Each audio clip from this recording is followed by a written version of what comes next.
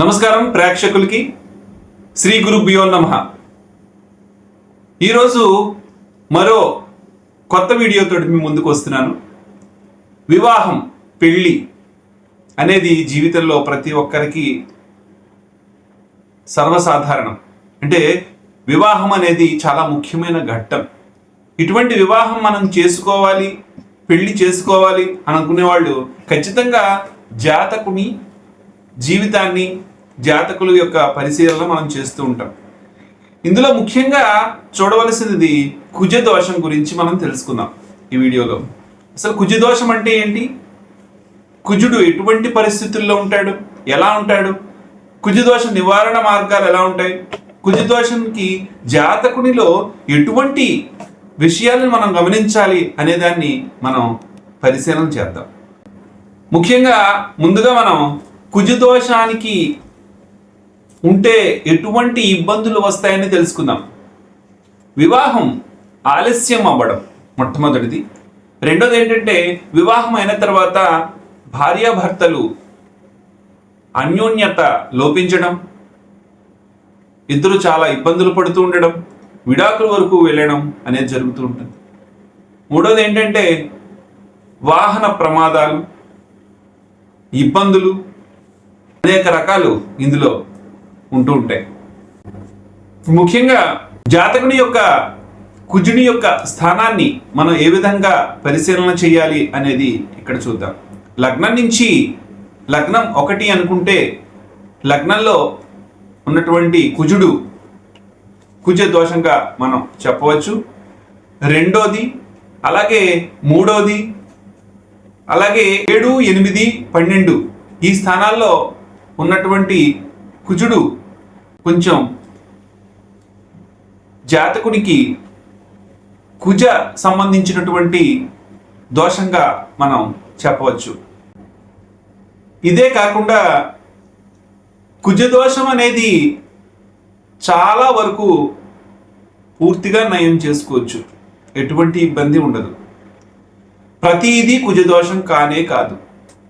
ప్రతిదీ ఇలా చెప్పినట్టు ప్రతిదీ కూడా అందరూ చెప్పినట్లుగా ఏది కుజదోషం కాదు. కుజదోషం ఎలా ఉండాలి, ఎలా చూడాలి అనే దాన్ని పూర్తిగా విశ్లేషణ చేసి మాత్రమే నిర్ధారించుకోవాలి.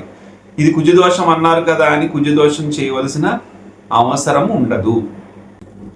ముఖ్యంగా కుజదోషం రద్దయ్యే పరిస్థితులు, అంటే కుజదోషం ఏమీ ఉండదు ఉన్నప్పుడు పరిస్థితులు ఎలా ఉంటాయంటే, ఇద్దరికీ కనుక, అంటే భార్యాభర్తలు ఇద్దరికి కనుక కుజదోషం ఉన్నట్లయితే వాళ్ళు కుజదోషం అనేది కనిపించదు, కుజదోషం లేనట్లే లెక్క. కుజుడు మేష, వృశ్చిక, మకరంలో ఉన్నట్లయితే కుజదోషం లేనట్లుగానే మనం పరిగణించవచ్చు. లేదా గురుడు, శుక్రుడు మంచి దృష్టి కనుక ఏర్పడినట్లయితే కుజదోషం లేనట్లే.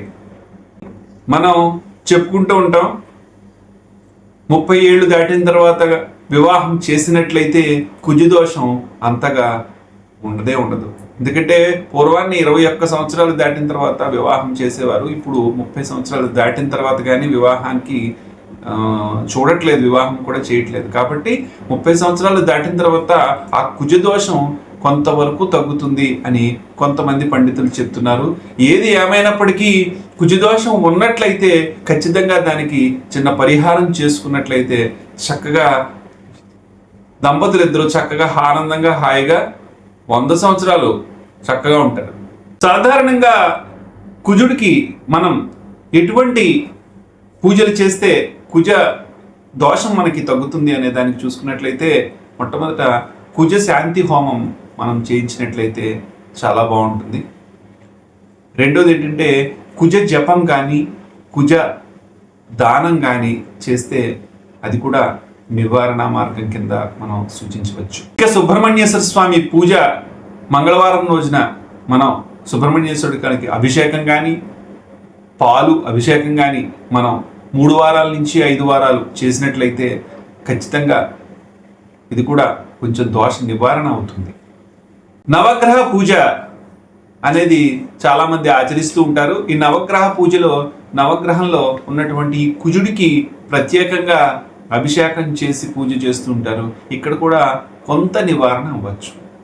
ఇక చివరిగా మంగళవారం రోజున మనం ఉపవాసం ఉండి కుజుడికి పూజ చేయడం, లేకపోతే మంగళవారం నిష్టగా ఉండడం, సుబ్రహ్మణ్యేశ్వరుడికి ఇంట్లో పూజ చేసుకోవడం, ఇలాంటివి చేసుకున్న చక్కటి ఫలితం ఉంటుంది. కుజదోషం కొంతవరకు నివారణ అవుతుంది. ఇకపోతే దానం విషయంలో వచ్చేసరికి కుజుడికి ఎరుపు అంటే ఇష్టం. కుజుడు ఎరుపుకి, ఎర్ర వర్ణానికి ఎక్కువ ప్రాధాన్యత ఉంటుంది. కాబట్టి ఎర్రటి వస్త్రంలో ఎర్రటి జాకెట్ ముక్క కానీ ఎర్రటి ఎటువంటి వస్త్రమైనా తీసుకుని ఇందులో కందుల్ని, కేజీ-పావు కందుల్ని వేసి మనం బ్రాహ్మణులకి దానం ఇచ్చినట్లయితే కుజదోష నివారణ కొంతవరకు జరుగుతుంది. ఇక ముఖ్యంగా కుజదోషం ఉంటే భయపడిపోవడం, బాధపడడం, బెంగపడడం మాత్రం చేయకండి దయచేసి. ఎందుకంటే కుజదోషం అనేది నివారణ చాలా సులభం.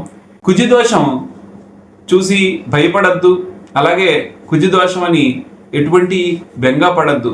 ఎందుకంటే కుజదోషం వల్ల ఎటువంటి ఇబ్బంది కలగదు. ఇటువంటిది మనం జపం కానీ దానం కానీ ఇటువంటి పరిహారాలు మనం ముందు చెప్పుకున్నటువంటి పరిహారాలు మనం చేసినట్లయితే ఖచ్చితంగా కుజుడి నుంచి మనం శాంతి లభిస్తుంది. అలాగే మంచి ఆనందకరమైన వైవాహిక జీవితం బాగుంటుంది. సంతానం కూడా సత్సంతానం లభిస్తుంది. సర్వేజన సుఖినో భవంతు. ఈ వీడియో చూసిన వాళ్ళు తప్పనిసరిగా లైక్ చేయండి, షేర్ చేయండి, సబ్స్క్రైబ్ చేయండి. మీకు ఎటువంటి సందేహాలున్నా, ఎటువంటి అనుమానాలున్నా మీకు కిందన ఉన్న కామెంట్లో మీరు తెలియచేయండి.